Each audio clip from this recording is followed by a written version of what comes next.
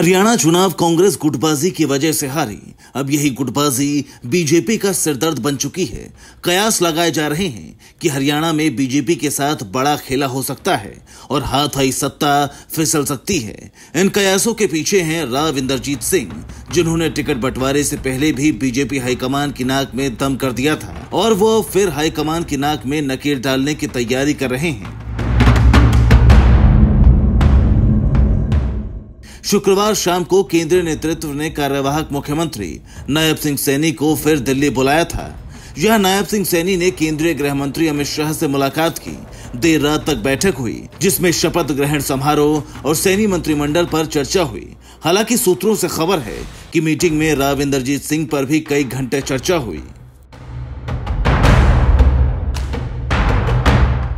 दरअसल बीजेपी को राव इंद्रजीत सिंह की बगावत का डर है कि शपथ ग्रहण वाले दिन वो कोई बड़ा खेला कर सकते हैं। माना जा रहा है कि इसी वजह से नायब सिंह सैनी के शपथ ग्रहण समारोह की तारीख तीसरी बार बदली गई है। नायब सिंह सैनी को पहले 12 अक्टूबर के दिन शपथ लेनी थी, फिर इसे बढ़ाकर 15 अक्टूबर कर दिया गया। अब सैनी के शपथ लेने की तारीख 17 अक्टूबर तय की गई है। सवाल है कि अमित शाह और नायब सैनी को राव इंद्रजीत सिंह की बगावत का इतना ज्यादा डर क्यों है और इन कयासों की वजह क्या है।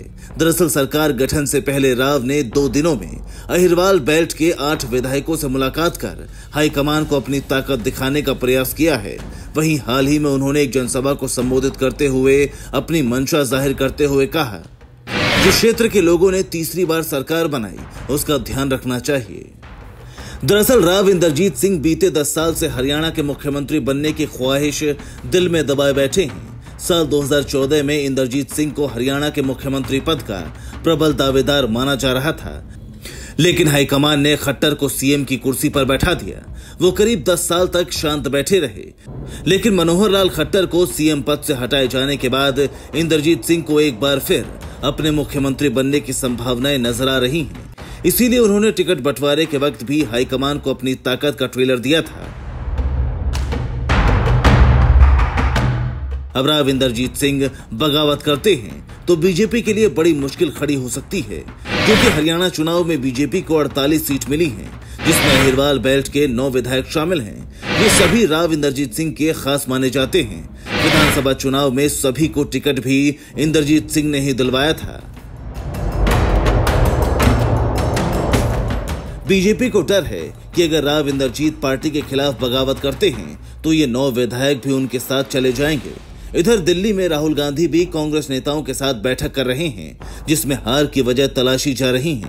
लेकिन सूत्रों से खबर है कि कांग्रेस की नजर बीजेपी में मची कलह पर भी है और वो भी सरकार बनाने की संभावनाएं तलाश रही है।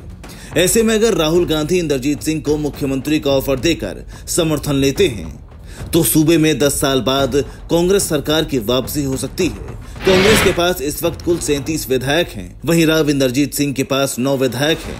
ऐसे में कांग्रेस के पास कुल 46 विधायक होते हैं। राव इंद्रजीत सिंह की मदद से कांग्रेस बहुमत के आंकड़े को छू सकती है।